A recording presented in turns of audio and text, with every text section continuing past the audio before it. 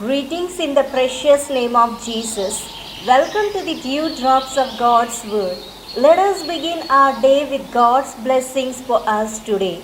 From the Gospel according to St. John, chapter 4, verse 42.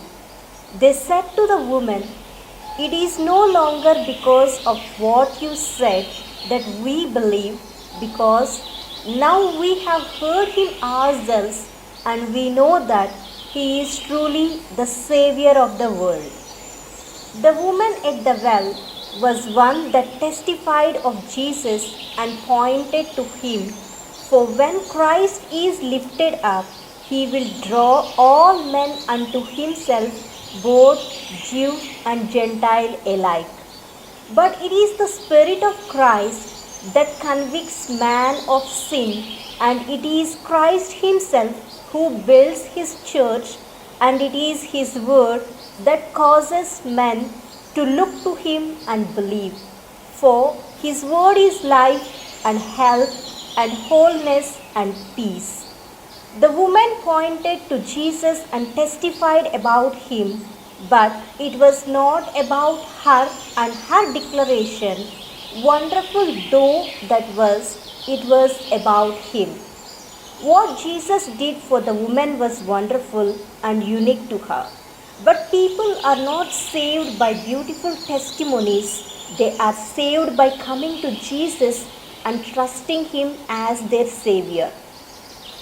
Now we believe not because of your saying. We have heard him ourselves. This was the confession of faith of the Samaritans. Firstly, that salvation was in Christ alone. Secondly, that he was to save by teaching the true faith. "I know," said the woman, "he will tell all things," that is, concerning the worship of God. Thirdly, the warmth and energy of their conviction we know. Conclusion of their meeting with Christ has changed their priorities in life, and they changed their mind to a state of asking Jesus to stay back with them. Have we ever asked him to stay with us? Did our hearts burn with deep longing for Jesus?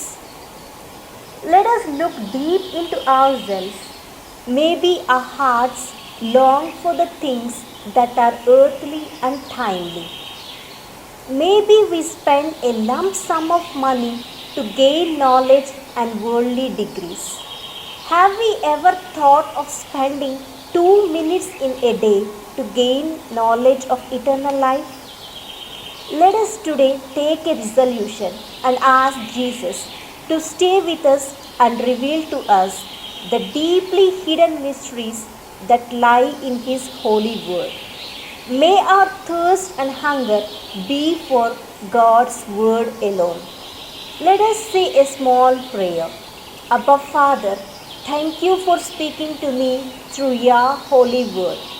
Fill my heart with your love, gratitude, and generosity. Make me a faithful and zealous servant of yours forever.